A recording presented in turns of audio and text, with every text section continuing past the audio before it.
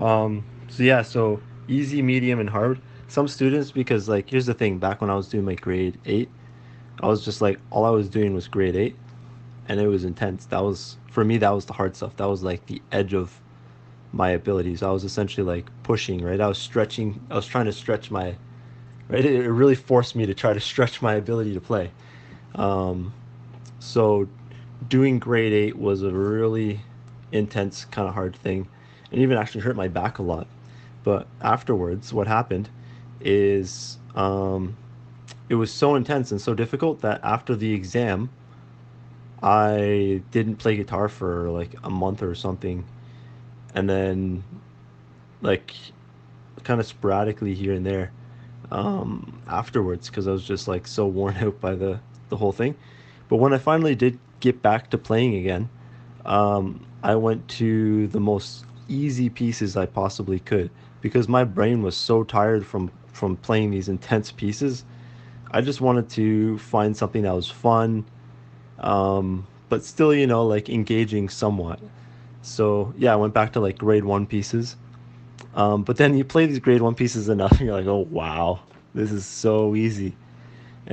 So where I was at the time, and this is so easy, and it was like cutting through, you know, warm butter. But so then, you naturally are compelled now to seek something a little more difficult. Like, so I started moving up the grades again, and starting to feel more of the resistance of the difficulty of the pieces as I was moving up. And then I literally think you need within that to find your flow state or your like your zone. Like your zone is going to be where it's not so hard that it's frustrating you, but also not so easy that it's boring you, right? There's certain things I was like some scales. The reason why sometimes I can't do ascending and descending scales.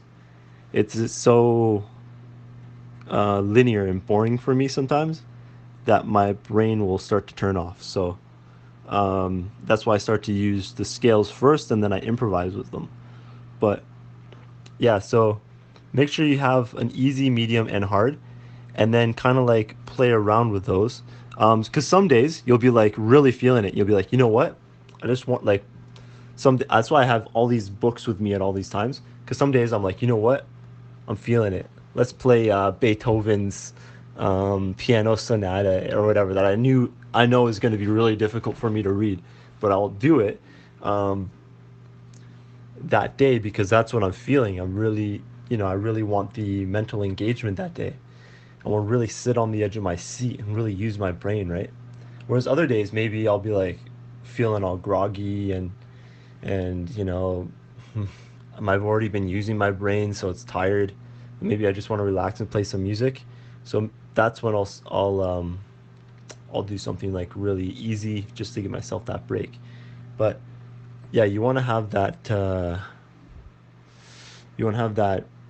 ability to dial into different difficulties so you can find where your flow state is.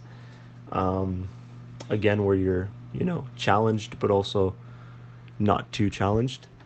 So you're not getting frustrated, but also you're not getting bored. And yeah, so that's why it's great to just start getting a library of music you can pull from. And that's me and my friends who also play music.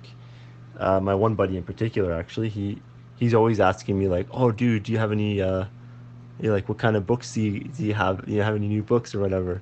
Or we go to Value Village to see if there's any books people are getting rid of. Sometimes they have like good ragtime music. I got one for ragtime music. I got a Mozart book for like $1. It's like all of Mozart's like greatest. But the thing is, you can even go to IMSLP, which is a website, www.imslp.com, I think, and they have all the old music from, like all the stuff that no longer has copyright because it was written in the 16th century. But they have like tons of stuff there. So things are starting to open up, but just start to think about like how can you build a library of music that contains both difficult pieces for you and easy and in between. And then just start to, with your sight reading, kind of like dial into that and just try to do a little bit of it every day. But yeah, you don't want to do stuff that's going to frustrate you because that's just not going to increase your enthusiasm to want to continue, mastering your skill.